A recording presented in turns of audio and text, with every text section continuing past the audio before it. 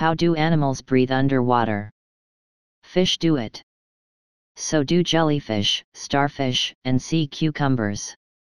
They pull oxygen from the water instead of from the air. Hundreds of millions of years ago, very, very distant ancestors of humans and of all land animals with backbones and four limbs had this water-breathing ability, but it was lost after the first air-breathing creatures began living on land full-time. Today, humans can only breathe in water using special equipment or in movies like Aquaman, about comic book characters with unique underwater abilities. Comic book lore sort of explains how the film's half-human, half-Atlantean hybrid Aquaman, Jason Momoa, and all his human-looking Atlantean cousins can breathe in the ocean depths. Gills are mentioned, though they aren't visible, and the specifics are left to the viewer's imagination. But how exactly do real-world creatures breathe in their watery environments? As it happens, there's plenty of dissolved oxygen in most of the planet's seas, lakes, and rivers, though our air-breathing lungs simply can't process it.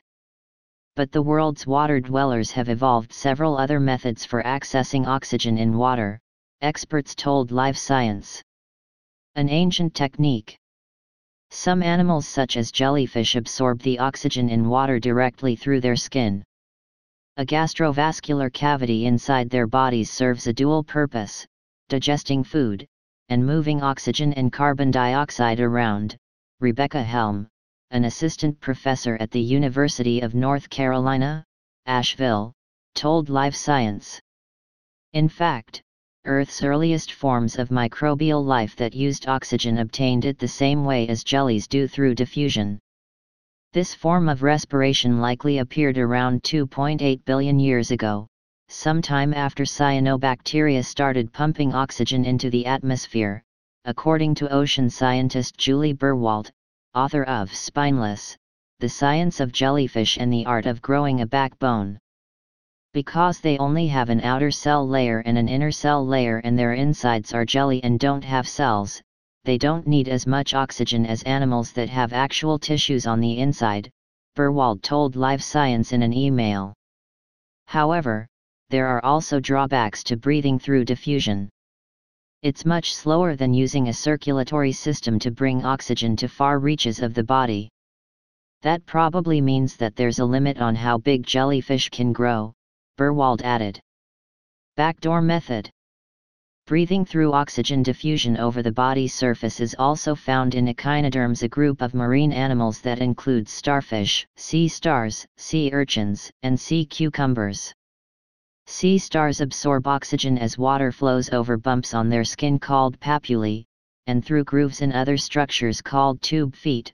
Invertebrate zoologist Christopher Mao, a researcher with the Smithsonian National Museum of Natural History in Washington, D.C., told Live Science.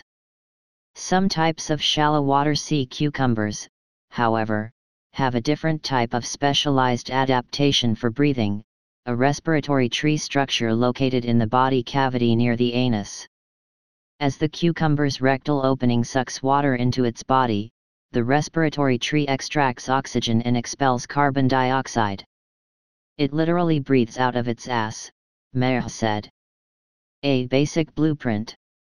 In fish, gills have proved to be a successful system for respiration, using a network of blood vessels to draw in oxygen from flowing water and diffuse it through gill membranes, according to the Northeast Fisheries Science Center. Across most fish, gills have the same basic blueprint. Solomon David, an assistant professor with the Department of Biological Sciences at Nichols State University in Louisiana, told Live Science. They're made to have this countercurrent exchange of gas pull oxygen out and release waste, David said. When fish gape their mouths, they create a current of water flowing over their gills. Reddish, highly vascularized tissue sucks out oxygen and expels carbon dioxide, kind of like capillaries in our alveoli, he said. However, gills aren't exactly one size fits all. Their structure can vary between species to suit their oxygen needs, according to David. The gills of a fast-swimming tuna, for example, will vary somewhat from those of a fish that's a lie-and-wait predator, such as an alligator gar. If you're an active predator that's on the go all the time, you're going to have different gills for higher oxygen demands, David said.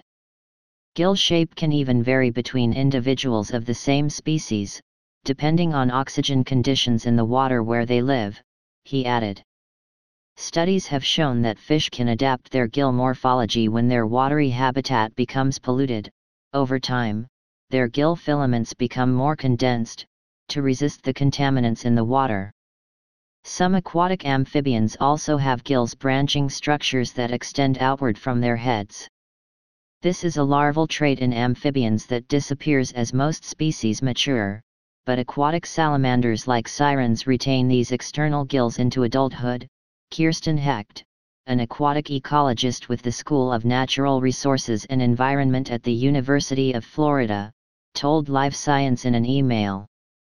Lungfish, a group of fish that breathe air as well as water using a modified swim bladder, also have external gills when they're young, but almost all lungfish species lose them before reaching adulthood, Hecht said.